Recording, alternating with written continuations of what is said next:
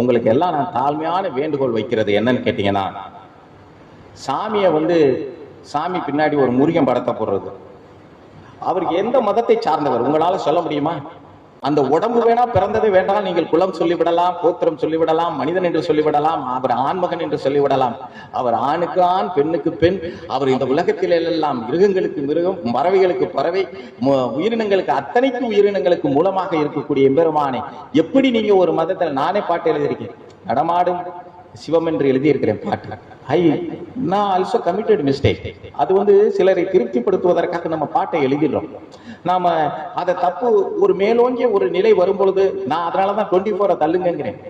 என்னன்னு கேட்டீங்கன்னா, நீங்க என்னைய கேட்க கூடாது, நீயே பாட்டு எழுதியிருக்கிற, சிவன் எழுதியிருக்கிற அப்படின்னா, சிவன் என்ற சொல் எப்படி அல்லாஹ் என்ற சொல்லுக்குள்ளே என்ன அர்த்தம் அடங்கி இருக்கிறதோ அதுதான் சிவம் என்ற சொல்லுக்குள்ளே அடங்கியிருக்கு. பரமபிதா என்ற சொல்லுக்குள்ளே என்ன அர்த்தம் அடங்கி இருக்கிறதோ அதுதான் சிவம் என்ற சொல்லுக்குள்ளே இருக்கிறது.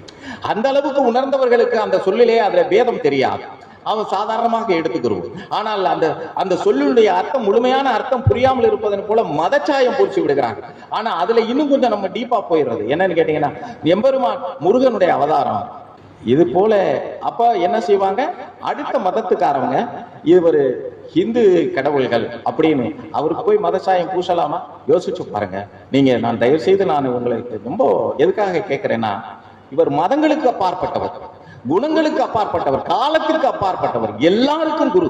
எந்த மதமாக இருந்து எந்த மனிதனாக இருந்தாலும் சரி, நல்லவன் கெட்டவன், உயர்ந்தவன் தாழ்ந்தவன், ஏழை பணக்காரன், படித்தவன் படிக்காதவன், அத்தனை பேருக்கும் சமமான தெய்வம் அது.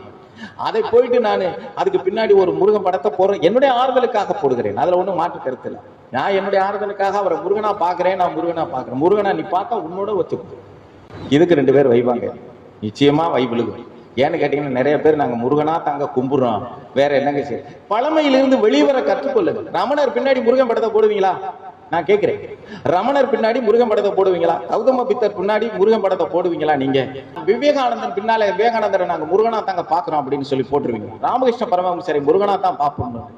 எப்படிப்பட்ட குருமார்களை, எல்லா உலகத்துக்கும், எல்லா நீதிகளுக்கும், எல்லா தர்மங்களுக்கும் பொதுவானவரை போய் ஒரு சின்ன ஒரு சிம்பலை போட்டு நீங்க, நான் எதுக்காக, எனக்கு நீங்க முருகன் போட்டா எனக்கு என்ன வரப்போகுது? நீ முருகன் போடு, காளியாத்தா போடு, இல்லைன்னா மாரியம்மாவை போடு, இல்லைன்னா காலபைரவரை போடுங்க, இல்லைன்னா எதை வேணாலும் போடுங்க, எனக்கு என்ன வரப்போகுது? ஆனால் நீங்க இந்த சபையிலே உள்ளவர்கள் இவர் மதம் கடந்த ஞானியாக பார்ப்பது உங்களுடைய கடமையாக இருக்கா இல்லையான்னு மட்டும் யோசிங்க. சர்க்குருவே சரணம்.